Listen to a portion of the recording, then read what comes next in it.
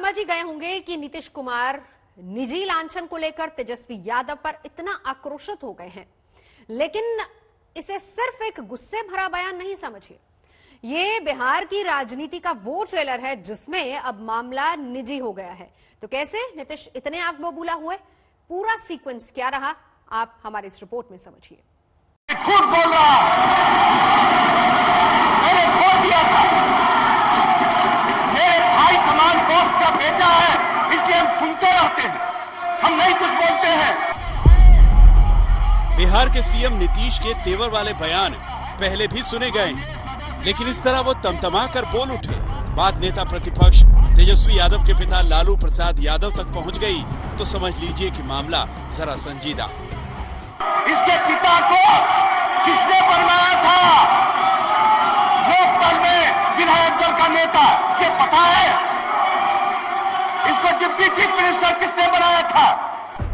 बिहार विधानसभा में ये जो सीन बना, इसे बिहार की राजनीति में आई खटास का बैरोमीटर कह सकते हैं। चुनाव प्रचार में जो कीचड़ उछले वो उछले।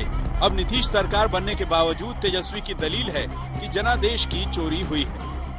और इन सब के बीच जब राज्यपाल के अभिभाषण पर धन्यवाद प्रस्ताव पर चर्चा में तेजस्वी की बारी आई, तो उन्होंने एक सांस में नीतीश पर निजी आरोपों की बौछार कर दी, जिसमें बंद हो चुका एक मर्डर केस का मामला भी है। मर्डर का मुकदमा चला 2008-9 में, कैसे उस फैसले को टाला गया ये सब लोग जानते हैं, और 2020-19 में कैसे उस केस को खत्म किया गया, रफा दफा किया गया बिना किसी इंक्वायरी के, जांच के, ये सब लोग जानते हैं। आपने कभी सुना कि किसी प्रदेश का मुख्यमंत्री 25,000 जुर्माना दे रहा है? जुर्माना क्यों दिया गया? चोरी की गई। जेएनयू के एक छात्र का कंटेंट चोरी किया गया, उसमें नीतीश कुमार जी को सजा हुई कोर्ट से, और 25,000 मुख्यमंत्री जी ने जुर्माना दिए। इसके बाद जब मौका संसदीय कार्य मंत्री विजय चौधरी के बोलने का आया, तो उन्होंने नीतीश पर तेजस्वी के सभी निजी आरोपों पर सफाई पेश की। अध्यक्ष महोदय, ये घटना 1991 की है। एक मर्डर केस होता है। मर्डर केस में पुलिस फाइनल रिपोर्ट दाखिल करती है, कोर्ट उस फाइनल रिपोर्ट को एक्सेप्ट कर लेता है। और विजय चौधरी के अनुरोध पर जब तेजस्वी के आरोपों वाले हिस्से को सदन की कार्रवाई से निकालने का भरोसा मिला, तो तेजस्वी दोबारा खड़े हो गए और अपने आरोपों को दोहराने लगे। तभी नीतीश का गुस्सा फूट पड़ा। ये झूठ बोल रहा मैंने छोड़ दिया था। नीतीश के गुस्से के बाद पूरे सदन में ऐसा हंगामा हुआ कि सदन की कार्रवाई को कुछ देर के लिए स्थगित करना पड़ा। हालांकि बाद में जब सदन का काम दोबारा शुरू हुआ, तो नीतीश ने शांत होकर अपनी सारी बातें रखी। कोई विपक्ष में है तो उसका तो है ही अधिकार, वो कुछ बोलता रहे, मुझे उस पर कोई एतराज नहीं है, लेकिन ऐसी बातें नहीं बोलनी चाहिए जो नियमों के विरुद्ध है, मर्यादाओं का उल्लंघन करता है। तेजस्वी नीतीश सरकार को जनमत मिलने से मानने को तैयार नहीं, लेकिन नीतीश ने इसका भी जवाब दिया। जनता ने जनादेश महागठबंधन को दिया, और ये सरकार की फितरत है कि चोर दरवाजे से, पिछले बार भी है और इस बार भी चोर दरवाजे से। अरे एक वोट से भी कोई जीतता है तो जीत होती है। अगर किसी को लगेगा कि भाई ये गलत है, तो वो जा सकता है कोर्ट, और कोर्ट में बाजाबता सुनवाई होती है, निर्णय होता है।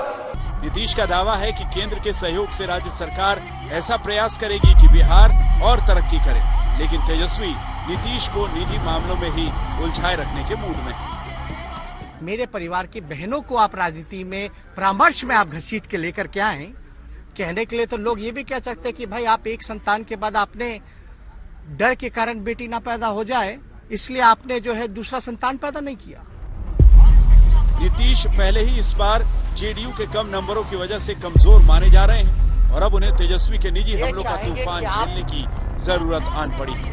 रोहित सिंह, पटना, आज तक। बिहार विधानसभा में एंग्री नीतीश कुमार के दर्शन हुए। नीतीश का गुस्सा फूटा नेता प्रतिपक्ष तेजस्वी यादव के ऊपर। पहले आप नीतीश कुमार के हाई वोल्टेज बयान को सुनिए और फिर पूरा मामला क्या है वो हम आपको गंभीर मसला है। मुख्यमंत्री पे हत्या का मुकदमा चला, मुख्यमंत्री को जुर्माना देना पड़ा। क्या हमने गलत बोला है? ये तो फैक्ट विषय आ चुका है। महोदय एक बार बात तो बैठ जाइए, आप बैठ जाइए, नेता प्रतिपक्ष ही बोल रहा है। बैठ जाइए, नेता प्रतिपक्ष बैठ जाइए। ऐसी बात है तो आप जांच करवाइए और इसके खिलाफ कार्रवाई होगी। ये झूठ बोल रहा है।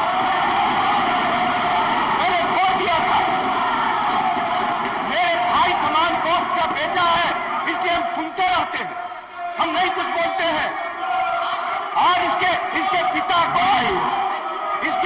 को किसने बनवाया था लोकदल में विधायक दल का नेता? ये पता है? इसको डिप्टी चीफ मिनिस्टर किसने बनाया था?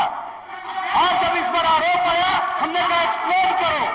जब एक्सप्लेन नहीं किया तब हमने छोड़ दिया। और ये